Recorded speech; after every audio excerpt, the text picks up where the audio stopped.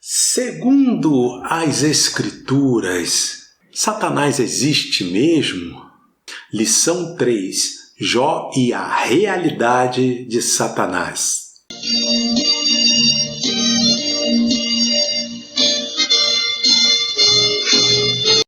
Eu sou o pastor Israel Silva, sou pastor, sou teólogo, sou economista e, sobretudo, sou servo de Deus Altíssimo. Você que já vem acompanhando nossas lições e já ouviu isso várias vezes, mas tem sempre alguém que vai assistir pela primeira vez, então a gente acaba repetindo. Assim como a gente acaba dizendo também, é muito importante que você comente, curta, compartilhe. Está cada vez mais difícil a gente transmitir, quer dizer, está difícil para mim, eu reconheço que está difícil para vocês também, então você só vai ajudar se você tiver realmente algum trabalho.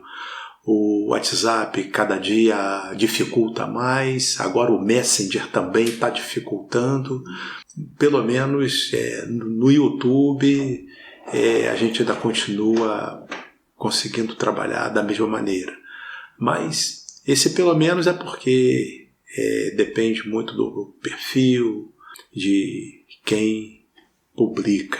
Vamos então à nossa lição. O texto áureo. E vindo um dia em que os filhos de Deus vieram apresentar-se perante o Senhor, veio também Satanás entre eles. Jó, capítulo 1, versículo 6. Verdade prática. Segundo as Escrituras, Satanás é um ser real, portador de personalidade, e só o venceremos com as armas espirituais. A leitura bíblica está em Jó, capítulo 1, versículos de 6 a 12 e capítulo 2, versículos 4 e 5, que passo a ler e fazendo aí já algum comentário, porque o livro de Jó é um livro poético, mas é um livro muito rico, uma preciosidade, uma das preciosidades que temos na Bíblia, mas também tem lá suas dificuldades. Então, passo a ler e comentar agora. Jó capítulo 1, versículo 6 em diante. E vindo um dia em que os filhos de Deus vieram apresentar-se perante o Senhor, veio também Satanás entre eles. Filho de Deus, aqui nesse versículo, tem sido entendido na maioria dos comentários, na maioria das pesquisas, como sendo os anjos criados por Deus. Versículo 7. Então o Senhor disse a Satanás: de onde vens? E Satanás respondeu ao Senhor e disse: de rodear a terra e passear por ela. Versículo 8. E disse o Senhor a Satanás: observaste tu a meu servo Jó? Porque ninguém há na terra semelhante a ele, homem sincero e reto e temente a Deus e desviando-se do mal. Versículo 9.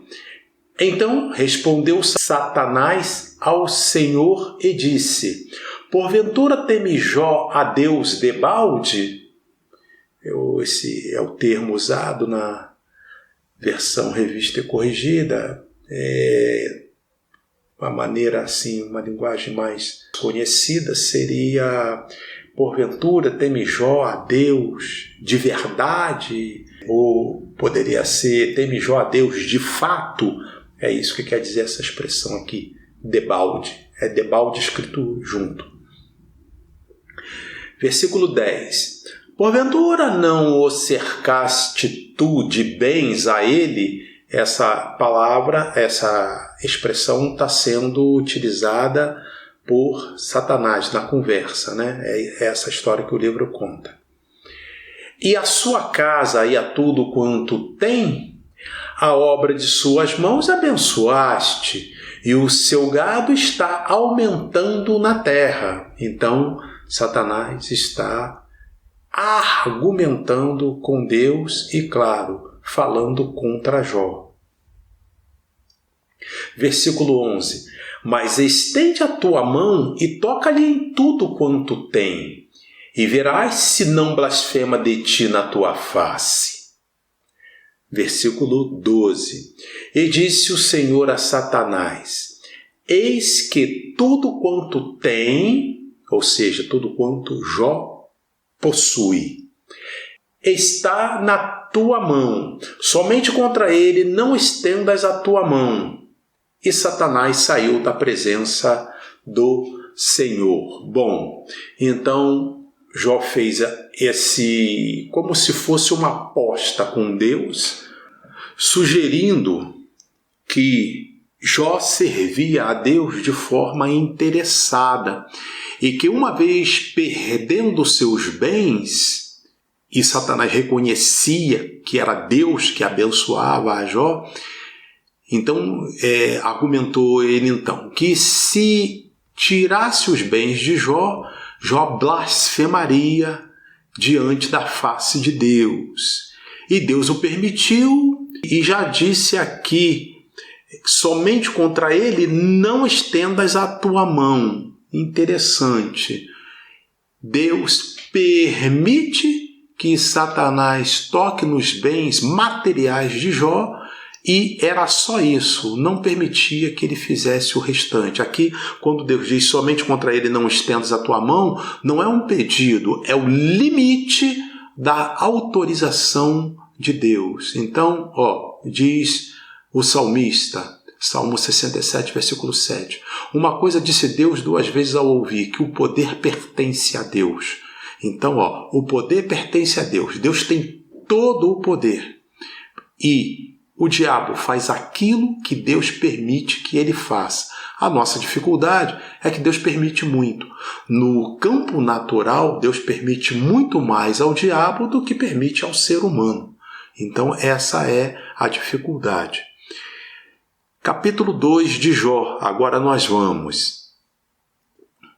Então Satanás respondeu ao Senhor e disse: pele por pele, tudo quanto o homem tem, dará pela sua vida. O que é isso?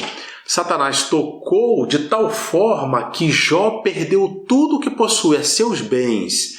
Perdeu gados, que era milhares, 7.000 cabeças de ovelhas, e tinha também jumentas, mais de 1.000 juntas de bois, e ele perdeu tudo isso de uma hora para outra. E, além disso, havia as plantações também. Tudo isso, de uma hora para outra, chegava uma notícia ruim atrás da outra, diante de Jó. E ele perdeu todos os seus bens. E quando ele vê que não tinha mais nada de material, era aquela falência visível, ele diz: nu saí do ventre da minha mãe e nu para lá voltarei. O Senhor deu e o Senhor o tirou. Bendito seja o nome do Senhor. Bom, então, quando termina esse capítulo primeiro, os primeiros versículos do capítulo 2 do livro de Jó, é quando Satanás retorna a Deus e Deus diz: olha, você disse que ele blasfemaria. Muito bem, você tocou em seus bens e ele continua temente a mim, continua temente a Deus. Aí então Satanás relata isso que acabamos de ler, o versículo 4, capítulo 2, versículo 4. Então Satanás respondeu ao Senhor e disse: pele por pele, e tudo quanto o homem tem dará pela sua vida. O que é isso? Satanás está sugerindo que Jó não havia blasfemado porque ele, embora perdesse tudo, ainda tinha saúde. Aí então Deus faz a segunda concessão. É o versículo 5 que vamos ler agora. Estende, porém, a tua mão e toca-lhe nos ossos e na carne, e verás se não blasfema de ti na tua face. Ou seja, Satanás sugere também essa escritura que está aqui no versículo 5, e aí não aparece mais em nossa leitura, mas Deus vai responder para Satanás: você pode tocar nele, mas não toque-lhe em sua vida. Então é disso que o texto sagrado está falando. O objetivo geral dessa lição é destacar que Satanás não é um ser autoexistente, mas criado, e que sua ação não se sobrepõe à soberania de Deus. Uma das constatações que o leitor logo chega ao ler o livro de Jó é que o diabo existe. Ele é um ser real. Todo o mal descrito poeticamente no livro é visto a partir da realidade de Satanás. Todo o sofrimento experimentado por Jó, o homem de Uz, mesmo sem a consciência histórica disso, foi motivado por uma ação maligna. Ali o diabo assume o caráter pessoal de uma criatura. Nesse aspecto, o livro mostra como o diabo pode interferir na vida humana. Portanto, nesta lição abordaremos algumas questões relativas à existência e à realidade de Satanás a partir do contexto de Jó, ou seja, do livro de Jó. Essa lição será ministrada em 3 capítulos, sendo o primeiro capítulo o livro de Jó e a natureza de Satanás, capítulo 2, o livro de Jó e as obras de Satanás, e capítulo 3, o livro de Jó e o ocaso de Satanás. Então, vamos. Capítulo 1, o livro de Jó e a natureza de Satanás. O livro de Jó não procura provar a origem do diabo, mas o revela como um ser real. O livro destaca algumas características da natureza de Satanás que nos permitem conhecê-lo melhor. Em primeiro lugar, conforme o livro apresenta, o diabo é um ser espiritual e encontra-se na mesma categoria dos anjos, representada no texto pela expressão os filhos de Deus. Os anjos são seres espirituais que não pertencem à dimensão natural, mas à sobrenatural. Isso explica, por exemplo, a capacidade da rápida locomoção do diabo quando rodeava a terra e passeava por ela. Satanás é um ser criado. Mesmo sendo um anjo dotado de natureza espiritual, ele não é autoexistente. Ao contrário de Deus, que criou todas as coisas, o anjo que se tornou Satanás teve uma origem. Nem sempre o diabo foi diabo. Ele fora um anjo bom como os demais. Assim ele é uma criatura, não o Criador. Por isso, o livro revela que Satanás tem suas ações limitadas por Deus. Ele pode fazer muitas coisas, mas não tudo. Como ele não é autoexistente e, semelhante às outras criaturas que povoam o universo, o diabo é uma criatura limitada. Uma frase entre aspas: assim Satanás usou de seu conhecimento e perspicácia para atacar Jó. Além do fato de ser um ente espiritual, o diabo é dotado também de personalidade. Ele é uma pessoa e se apresenta como tal. No livro de Jó, o vemos assumindo os atributos de um ser pessoal. Ele fala e possui capacidade argumentativa. Essa mesma característica aparece de forma mais explícita na tentação de Cristo. Na tentação de Cristo tem aquela passagem, né? Mateus capítulo 4, também está em Lucas capítulo 4. Se tu és filho de Deus, falava o tentador, né? O tentador é um dos nomes que o livro de Apocalipse dá a Satanás. Se tu és filho de Deus, manda que essas pedras se tornem em pão. E aí tem a resposta de Cristo. Depois, se tu és filho de Deus, lança-te daqui lá embaixo. Estava com Jesus num lugar alto, porque está escrito: aos teus anjos dará ordem para que não tropeces com o seu pé. Quer dizer, ele chegou até a recitar uma passagem da Escritura. Então, é essa questão que está sendo colocada aqui. Ele é capaz de argumentar. Não se pode, a gente vai enfatizar bastante isso, não se pode subestimar a capacidade de Satanás. Por outro lado, também vamos explorar, não se pode superestimar a capacidade também que ele possui. No livro, estamos falando do livro de Jó, né? Além de se expressar verbalmente, Satanás também demonstra possuir conhecimento. Ele sabe o que se passa na terra e como se comportam os homens. Ele conhecia a vida de Jó. Isso faz dele um ser perspicaz. O apóstolo Paulo sabia que o diabo é um ser que possui perspicácia, quando disse não lhe ignorar os ardis, e que ele se valia de métodos sofisticados para atingir as pessoas.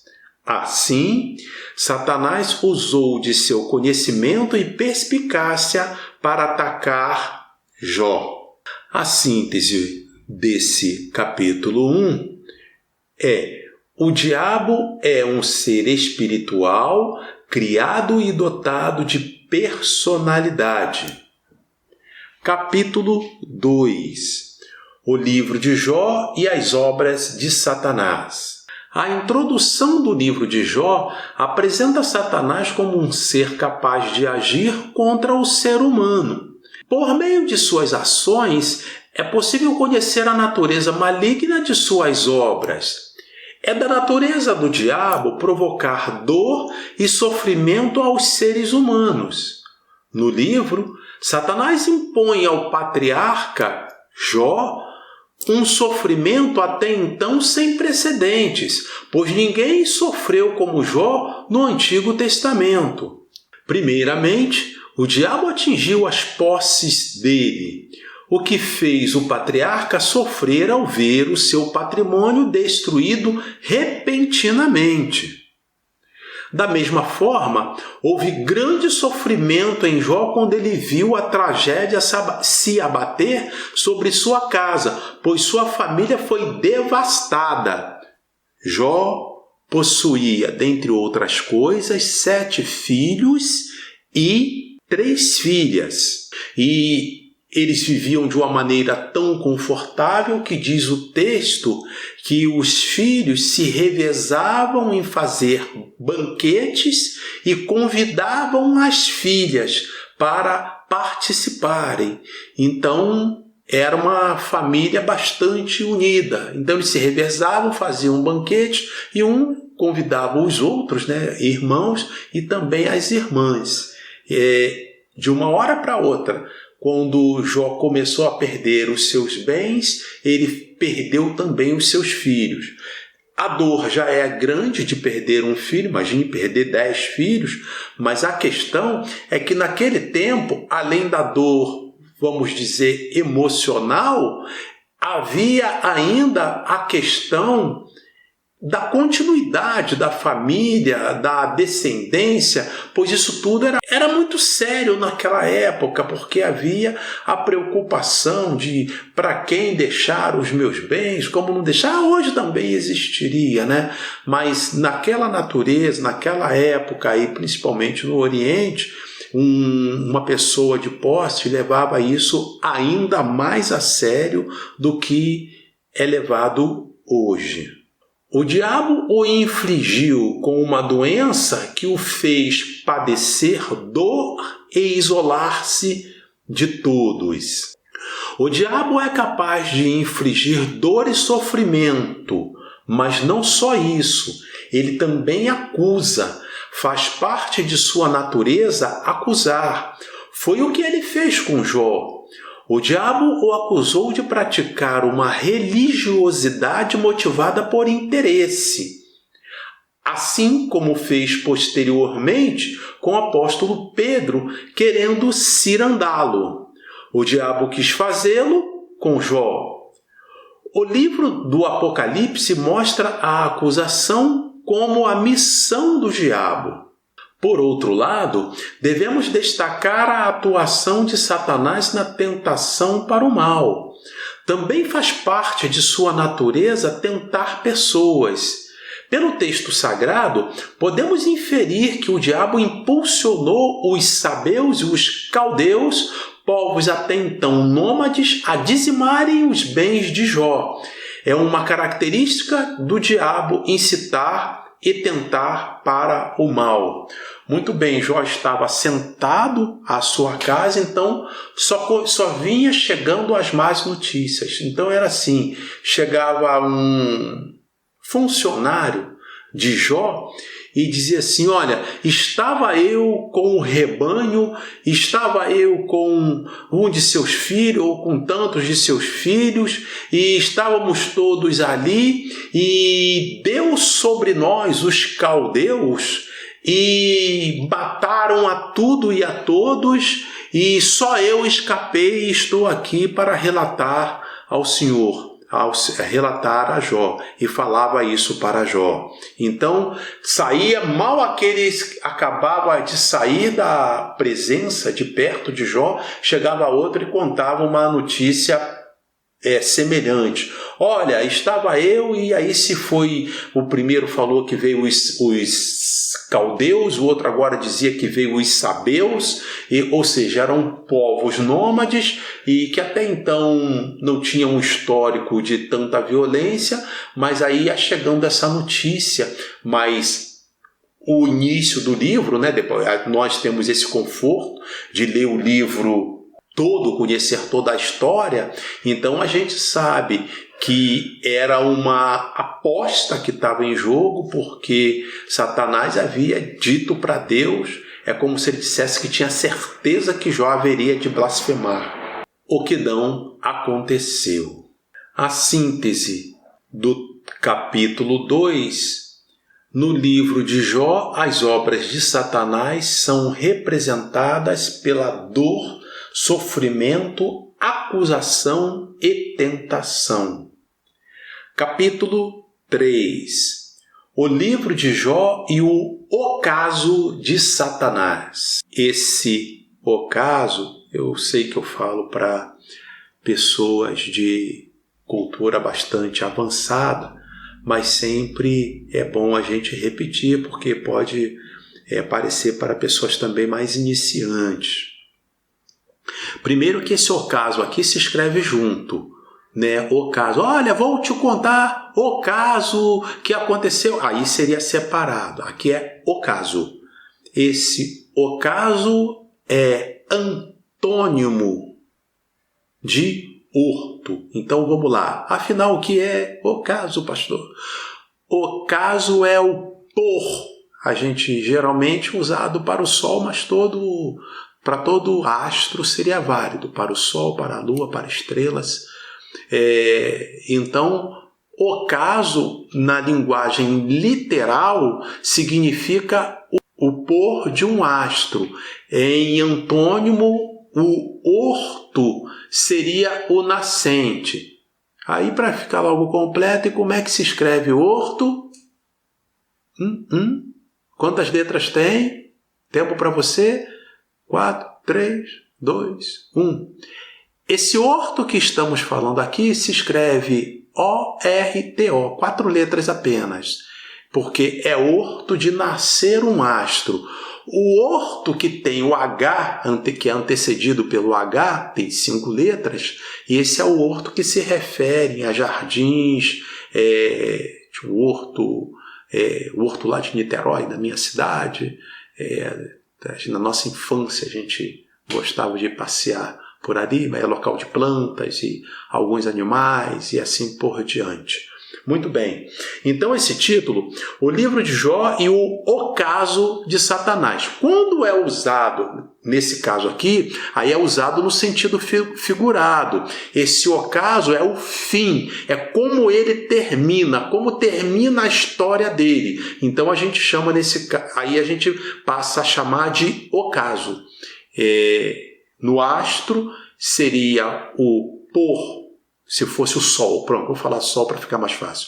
Se fosse o sol, a gente diria que era o pôr do sol, o ocaso do sol. Mas quando a gente fala para a pessoa, como a gente está falando aqui, então a gente se refere ao final da história. O vocábulo ocaso, quando usado em sentido figurado, é definido como fim, final, queda e ruína. O livro de Jó retrata de forma nítida o ocaso, o final de Satanás. A vitória de Jó foi uma derrota para ele, Satanás.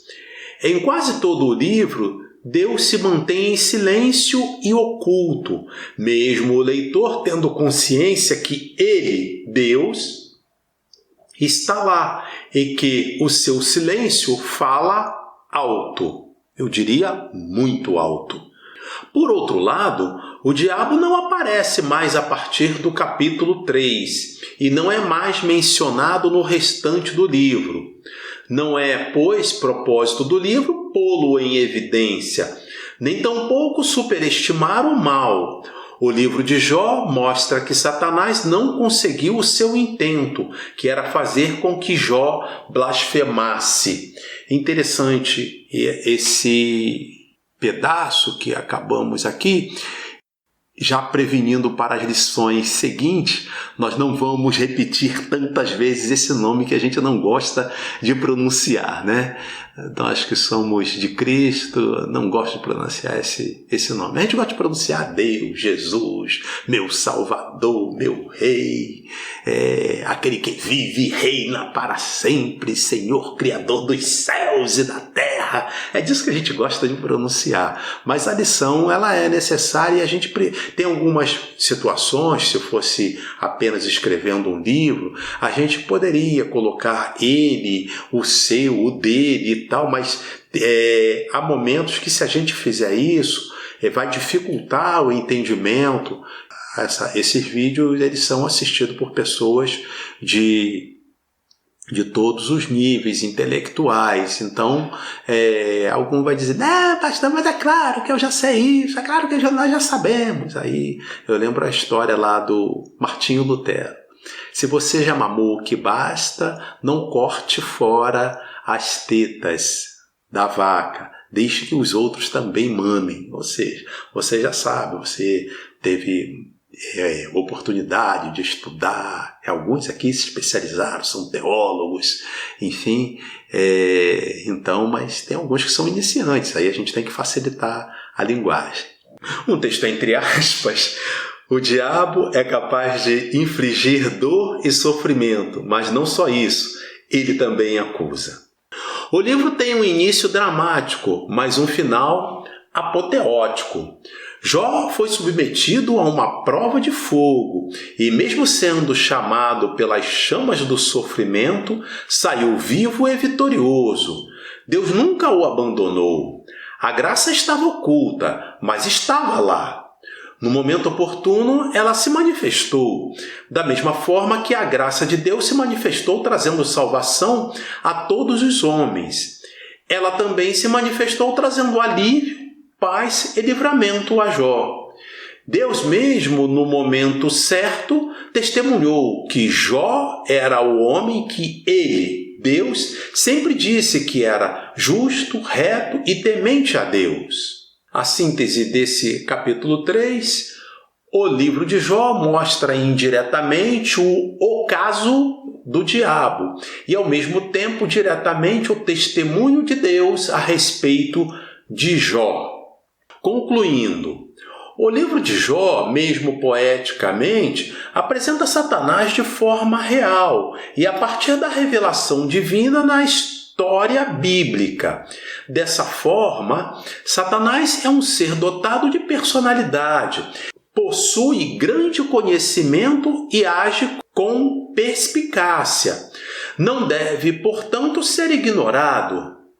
Todavia, mesmo o livro tendo deixado esse fato em oculto, Jó sempre esteve debaixo das soberanas mãos de Deus. O maligno não o tocou como quis, mas apenas da forma que Deus permitiu. Isso nos lembra a afirmação de João. Por isso, devemos descansar em Deus. A informação de João é que, se alguém é nascido de Cristo, o maligno não lhe toca. Esse não lhe toca quer dizer não lhe toca além da permissão de Deus. E essa permissão de Deus ainda vai ter uma outra restrição, porque é uma promessa bíblica para aqueles que são de Cristo. Nós não seremos provados, você não será provado além do que você pode suportar. Nós não seremos provados além do que podemos suportar. Então isso é promessa de Deus. Então tome posse. Se em algum momento parecer que está difícil, ou você dizer, parece não, pastor, está difícil pra caramba, está quase impossível. Se você é nascido de Cristo, Deus sabe que você é capaz de suportar. Permanece esperando no Senhor. Salmo 40, esperando com paciência no Senhor. E você vai cantar o hino da vitória para a honra e glória do nome do Senhor. Quanto à natureza de Satanás, ele é espiritual, foi criado e tem personalidade, ou seja, sabe o que quer. Ele veio para matar, roubar e destruir tudo que for referente ao ser humano principalmente. Se em algum momento Satanás atacar o meio ambiente, é porque ele sabe que isso também vai prejudicar a qualidade de vida do ser humano, principalmente dos que estão ali por perto. Outra coisa, Satanás não deve ser subestimado e sequer superestimado. Ele pode fazer mais que o ser humano natural, mas não pode fazer além do que Deus o permite. As obras de Satanás são causar sofrimento, acusar e tentar o ser humano. O livro de Jó mostra que Satanás fez uma aposta com Deus e perdeu. Quem pode conhecer mais do que Deus qualquer coisa? Deus conhece todas as coisas. Deus conhece você mais do que você mesmo. Deus conhece você mais do que você mesma. Assim como Deus me conhece mais do que eu mesmo me conheço. Diga glória a Jesus. Respondendo à pergunta do início do vídeo, que formulamos, segundo as Escrituras, será que o diabo existe mesmo? Respondo, claro que sim. Existe. O livro de Jó é o livro que mais detalha isso, mas existem várias outras passagens da Bíblia que, em quantidade menos abundante, também faça essa referência. Existe. E a principal coisa é que não devemos subestimar e nem superestimar. No campo natural, o diabo pode mais do que o ser humano, mas no campo espiritual não. No campo espiritual, o ser humano, quando está em Cristo, ele está revestido das promessas de Deus. Então, pode acontecer dele ser provado, pode acontecer dele passar por uma adversidade. Essa adversidade pode aparecer, como no caso de Jó, o que eu não desejo a ninguém, em forma de enfermidade, abaixo da salvação, que já é espiritual. A salvação é um bem espiritual. é a nossa saúde, né? Tudo pela saúde. É muito triste quando ela fica comprometida. Então, a gente tem isso como muito precioso. E, às vezes, o maligno pode, como foi no caso de Jó, ter permissão de Deus para tocar nesse bem. Mas, assim como Jó foi fiel e aguardou em Cristo a vitória, nós também, Paulo diz, essa é a vitória que vence o mundo, a nossa fé. Também é importante notar que o acesso do diabo a Deus, juntamente com os anjos, para conversar com Deus abertamente e argumentar, fica claro no Antigo Testamento. Mas isso não se repete, não há registro no Novo Testamento ou na Nova Aliança. Portanto, não é seguro afirmar que ele ainda tem essa possibilidade, que ele ainda tem essa permissão de Deus. Mas, de qualquer forma, é importante a gente considerar que, de alguma forma, talvez numa esfera, de uma forma aparentemente natural, ele pode fazer aí o seu serviço usando outras pessoas, né, de acusador e assim por diante. Aquelas pessoas que eu costumo dizer que emprestam a boca ao diabo, mas nós que somos de Cristo devemos sempre emprestar a nossa boca a Deus. Devemos ter sempre o prazer, sempre buscar para que Deus fale por meio ou através mesmo de nossa boca. O ser humano que diz desacreditar dessa realidade, a existência de Satanás, pode ser mentiroso ou ingênuo. Imagine alguém viajar para um lugar perigoso no planeta, desacompanhado, resolver passear em horário e locais perigosos. Ora, se ele sabia, se ele tinha essas informações, ele vai correr o risco de ser roubado, de ser atacado, ser ferido e até de ser morto. Isso tudo por uma insensatez. E importante notar, um dos elogios que é o próprio Deus que faz a Jó, a expressão homem fiel, temente a Deus e que se desvia do mal. Então isso soa para Deus como um elogio, é uma boa característica aos olhos de Deus. Se você sabe que ali está o perigo, você não passa por ali, passa por outro lugar. Se desviar do mal é sempre uma característica elogiável aos olhos de Deus. Se alguém disser, mas ele é medroso, mas ele é medrosa, o que tem? Todo mundo vai, isso é bobagem. Pois é, aos olhos de Deus é o que importa, é o que deve importar. Quanto mais você agrada a Deus, melhor para você. A alegria do Senhor é a nossa força, como escreveu Neemias, né? E que nós estudamos aí algumas lições anteriormente. Termino com Tiago capítulo 4, versículo 7.